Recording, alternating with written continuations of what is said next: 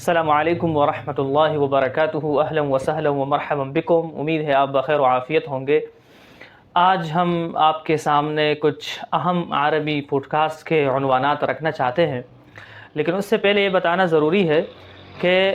عرب حضرات جب بولتے ہیں، خاص کر وہاں کے جو علمی شخصیات ہیں، محقق شخصیات ہیں، اہل علم ہیں، اہل ثقافت ہیں، تو وہ بڑی تحقیق کے بعد کچھ بولتے ہیں، بڑی تحقیق کے بعد حکم لگاتے ہیں، بڑی تحقیق کے بعد کسی معلومات کو ذکر کرتے ہیں۔ لہٰذا ان کی مواد کو سننا میرے خیال سے ہمارے ہاں بعض کتابوں سے بھی بہتر ہے، جن کے حوالوں کا بھی پتہ نہیں ہوتا کہ مصنف صاحب نے یہ بات کہاں سے اٹھائی ہے۔ تو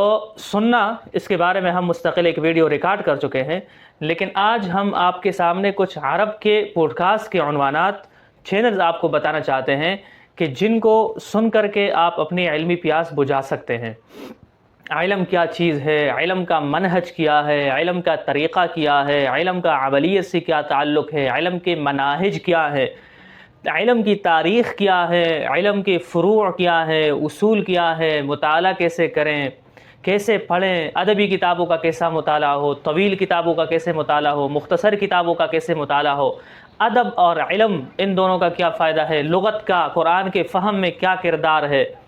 مختلف چیزوں پر عرب حضرات نے کئی گھنٹوں طویل پوڈ کاسٹیں کی ہے، اور کنی عام شخصیات کے ساتھ نہیں بلکہ ان لوگوں کے ساتھ جنہوں نے اپنی ساری زندگیاں علم میں، ادب میں، قراءت میں، پڑھنے میں اور مطالعہ کرنے میں گزاری ہے۔